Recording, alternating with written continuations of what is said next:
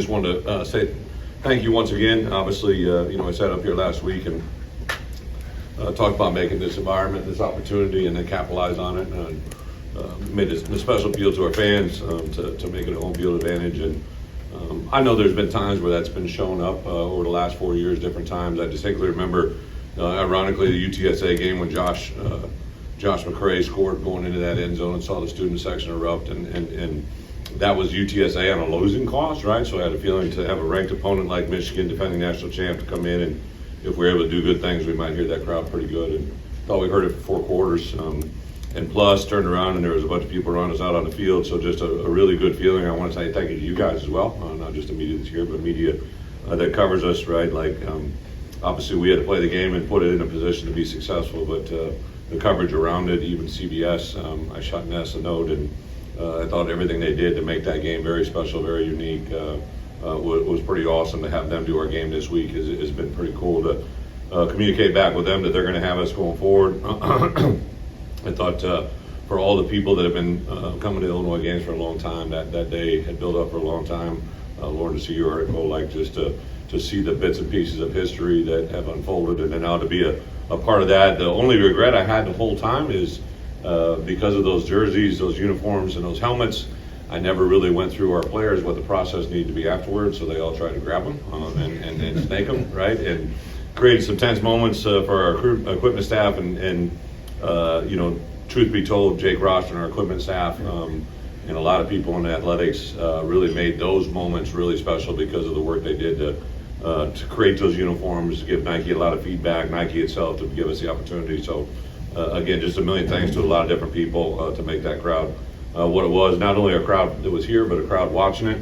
Obviously not everybody can come to an Illinois football game that wants to come because of the location and distance and factors in their own life, but I think we had a lot of fans watching it at home, and then also I think we created a lot of new fans. It's been fun to see people reach out, say things to me, hey, never been an Illinois fan before, but we are now, just really, really good things. So rewarded on Sunday, guys, as MVPs offensively, we gave it to Tanner Arkin and Josh Geske, and I thought those two guys, very unique pass and stories, right? So Tanner came in as a transfer through the portal, and has been in our program now, and really the rewards of what you see from him physically are the things that he did through Tank and our development and our philosophy there. And Josh Geske, ironically, was a guy that I used showcased Friday night at a speech that he gave before fall camp started about during his time here, the challenges he faced coming in during COVID, the things that a lot of freshmen come in and battle through. I talked last week about, taking 365 days of our preparation to win a game like that. He didn't have to just start that week. It starts a long time ago. Well, Geske's journey started 3 years ago, right? And have him put himself in a position to develop the body physically, mentally, the skill set with Bart and the offensive line, but he played his best game since I've been here, arguably against two of the best players he's played against all year, right? So to see a guy play that way, I've always said this, I had an offensive lineman, in my opinion, Gabe Karimi was a guy I coached in the past who was a good player, was probably a high level third, second, maybe a first round guy. And he had a stretch during our first Big Ten championship year where he played against Michigan, Ohio State, and I believe Iowa. Claiborne was a D lineman. He blocked those guys up 3 weeks in a row against good competition and jumped himself into the 24th pick in the first round for Chicago Bears. I think that came from playing against good people, right? So I really challenged our guys. You want to make a name for yourself, start playing good against good people, and good things happen. So really excited. Those two guys, our defensive look guys, were General Hunt, TJ Griffin, Vernon Woodward, Demetrius Hill. All really did a great job defensively. We took a lot of guys into account just to play that way. Obviously, I know you know the stats. Aaron just got up here and debriefed you, right? But we gave it to Dennis Briggs, Dylan Rosiak, Seth Coleman, T-Rod Edwards, Matt Bailey, Zeke Holmes.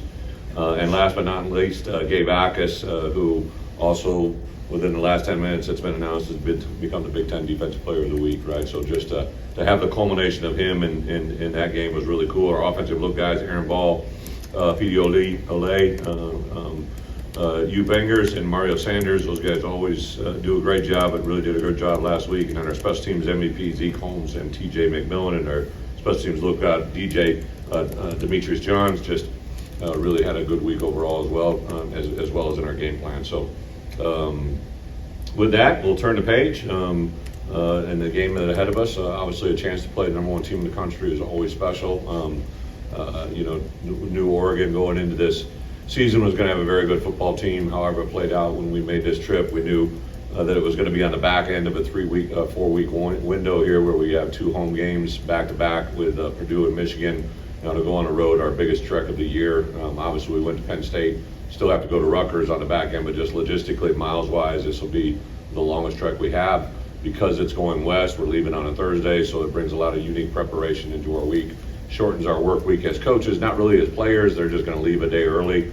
We'll take full advantage of that and all that goes into it.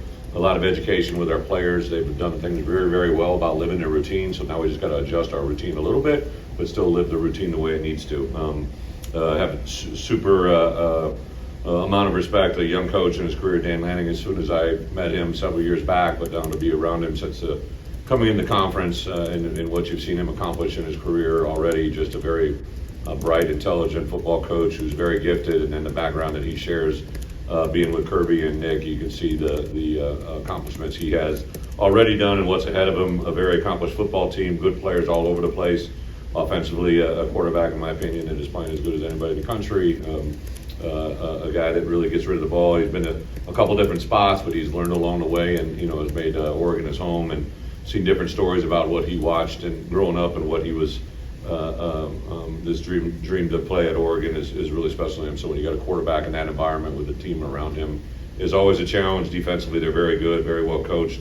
But I like our guys. I like our crew. I like the way our guys have responded. I think this is a nitty group, a group that just kind of does what they have to do to get things done.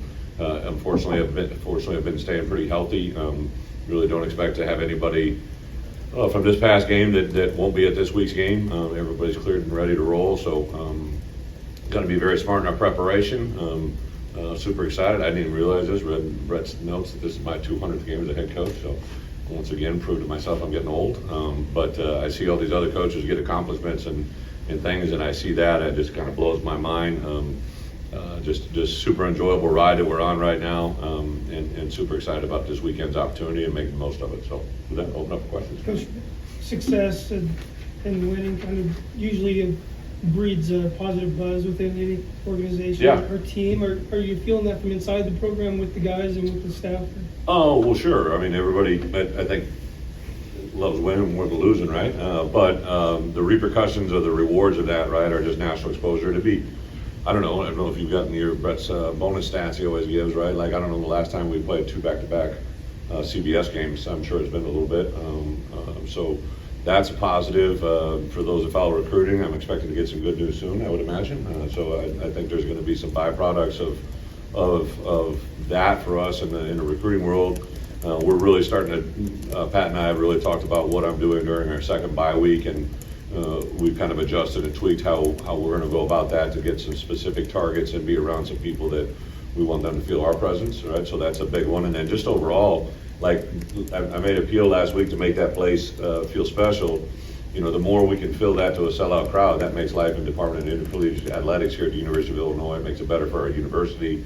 It makes it better for our guys in NIL opportunities. It makes it better in a lot of different ways financially, right? Which I think is a really big thing of today's world, especially in college football. So yeah, a lot of positives. Bret, Aaron talked about really simplifying things defensively again. I guess in your time as a coordinator and a head, what's the value of that? It's just to kind of dial it back and do what's comfortable. Yeah, I've never been a big call sheet guy, right? And I kind of really stressed that coming out of the Purdue game. Less is best is something that I really believe. Now, defensively, I think you say that. Offensively, I don't know if that's the case, right? But defensively, the more that they can line up and get in the position, I always say this, the more you get your cleats in the grass, right? And set for a moment before the play is snapped and know what you're supposed to do, how you're supposed to do it, that really helps defensively. So offense guys always have 3 unique advantages. They know the play, they know the snap, and they know what they're doing once the ball is snapped, right? Defensive guys can't get lined up till they're lined up. They don't know the snap, and they don't know what they're doing until the other guy moves, right? So the more confidence you can instill them before the ball is snapped, the better off you can play. You made a great deal of success before you had a family. Mm-hmm. But now you have a family. How much more fun is this to have the girls there, have your wife there, just go through what that's been like the last couple of weeks? Seems like you're always having a good time with them. Yeah, I just think it just makes those moments that much more special. Listen, I love every moment of winning with my team. I think our guys feel that, but I think part of that is as I developed a family. I remember being a young coach at the University of Wisconsin, told them I was getting engaged, and the place went crazy, right? And Aaron Henry was a player, and he came up to me and gave me a hug and said, congratulations, right? So it kind of made a statement to me back then that, like, when I have a family, I want our family, which is my football team, to see me with my family, right? So that's a big one. I know Jen was super excited because the timing of that game, a 2:30 game, we didn't have any dance conflicts or gymnastics or whatever we're doing, whatever the flavor of the week. The girls were talking all week about getting to go to my game, the whole game. They were at the Illini walk, and then pretty much standard normal. If they're in the crowd, Chris Williams and the security do a great job of getting those kids to me because I want them to share in that moment. And then Jen, it was Jen's idea, my wife, right? Happy wife, happy life. But she said if we could do that exit through the stadium, that we go over there in the tower.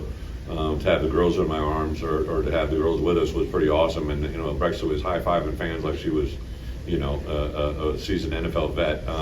And they got over there and they're like, I'm shaking, and I think they were faking the shaking, but they were pretty excited. So Jen's coaching them up on their on-camera demeanor. Apparently they don't smile enough, so we got to get them up and rolling. But yeah, a special day on many levels. Sorry, Bret, it seemed like on Saturday that JMO felt really good about rotating his guys in his room in and out, and I'm just curious, since camp opened up, or even before then, what you've seen in the development of that room. Well, first, JMO, in my opinion, is the best defensive line coach in the country. He, I've known him for a long time, promoted him now a couple times.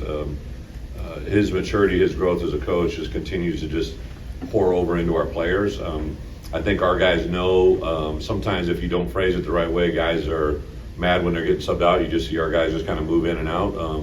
It's kind of something I learned, even better way to phrase it when I went to the NFL.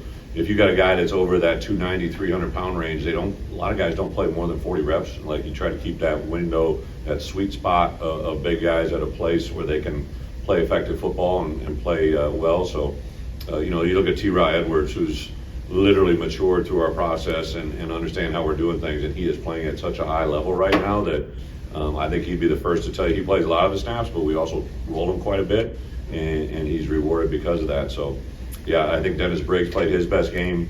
Alex Bray has just been another kid that just continues it, and he's such a young player.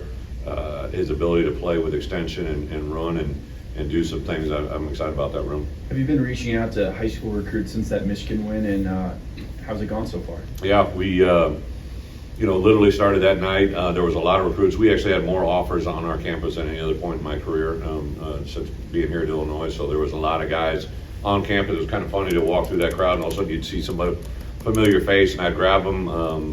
The locker room was awesome, but yeah, I started talking and communicating with guys that night, and then on Sunday, there's some rules now that are in play, who we can contact and not contact, but even the guys that I can't reach out to, they were reaching out to us. Had a guy that was committed to us who's a really good player for us. Unfortunately, he rolled his ankle the night before, right, and sent me a text that morning, but to go back and forth with him before, during, and after, not during, I wouldn't text him during, but after, have those guys watching, that goes a long way. You mentioned after Saturday's game is that a winning you made this coming week bigger, and you moved to number one, which I think makes it even bigger. And is there going to be much talk about, I don't know, the moment or opportunity? Is it just this is Oregon, we're going there, and no, good point. I think for me as a head coach to ignore that would probably be silly, right? I know that the last time Illinois played here, like I saw Jay talk the other day, right? So, I'm sorry, last time on the road, correct? Was with Jay. So they don't come around very often. Even when I was, at Wisconsin, we were rolling and winning 3 straight Big Ten titles. I didn't get to play number one very often. We did it once, beat Ohio State. That I know that one jumps out of my mind. I believe in the SEC. I played Alabama a couple times. They were number one.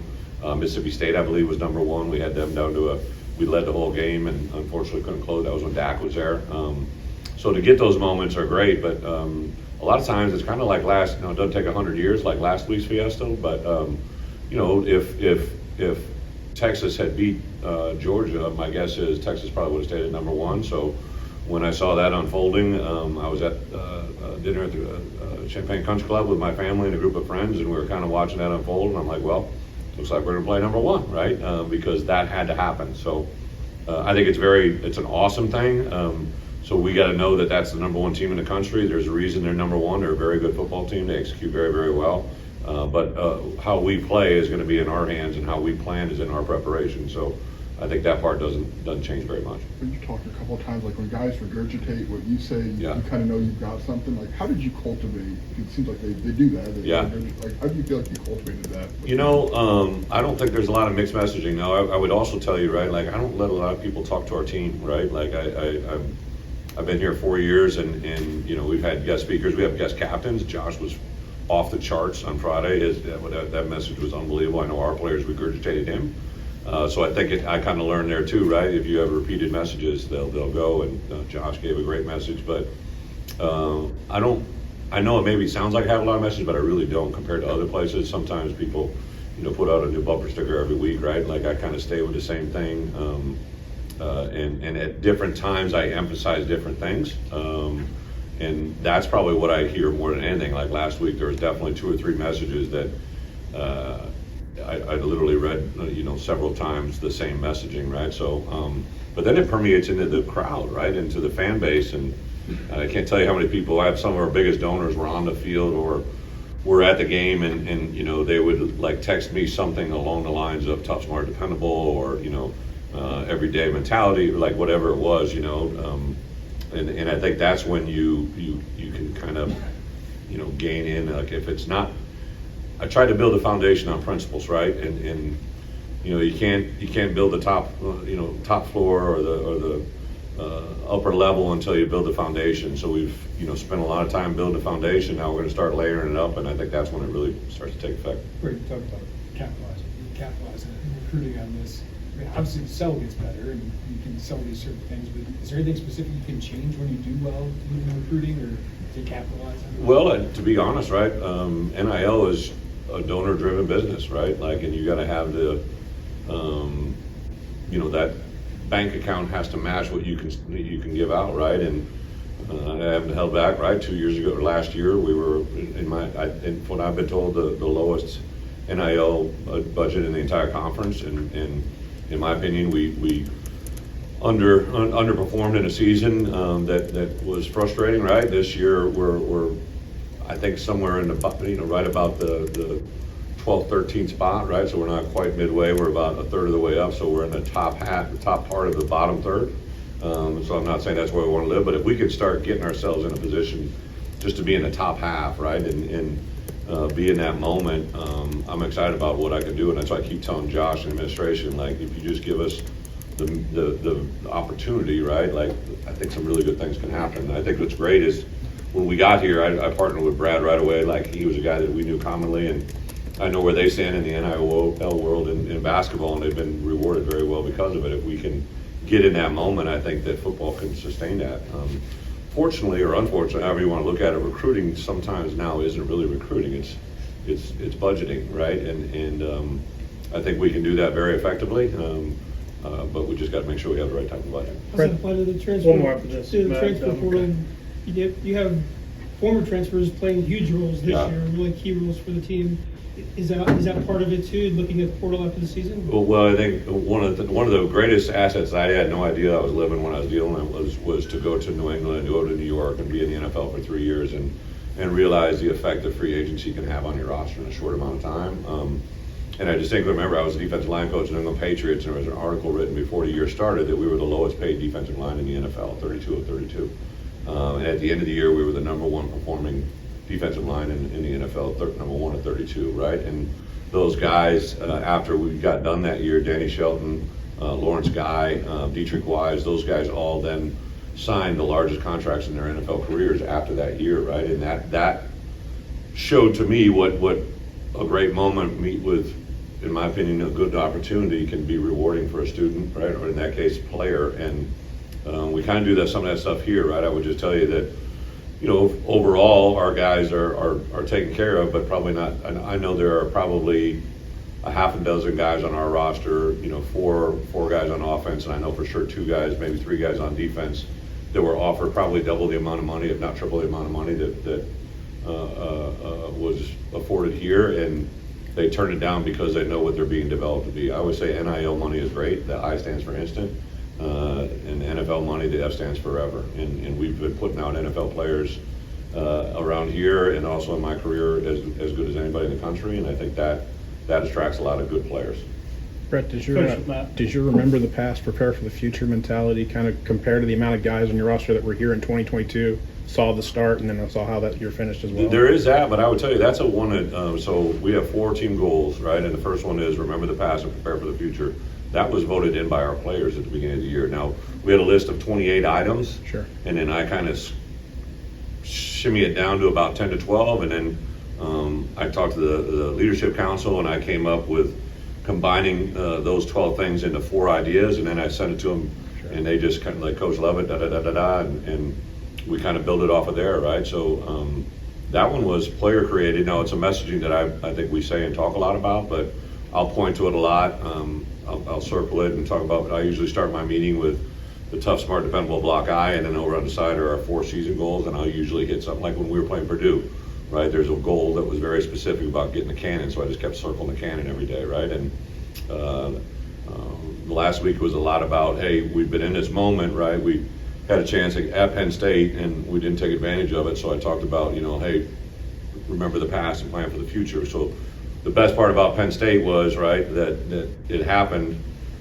It's obviously the worst part was the loss, but the double worst part, if that's a word, right, is to not capitalize on what you learned, right? And our guys did that. And then this week to go on the road to Oregon, right, to have Penn State in our hip pocket and a part of our past, that I've been told it's the most intense, loud environment. I played there as a young, I was a GA, and it really wasn't a close game, so it probably never got as loud as it could be, but I know we're going to Oregon with the preparation, understanding that this will be the loudest venue that we've ever played in, right?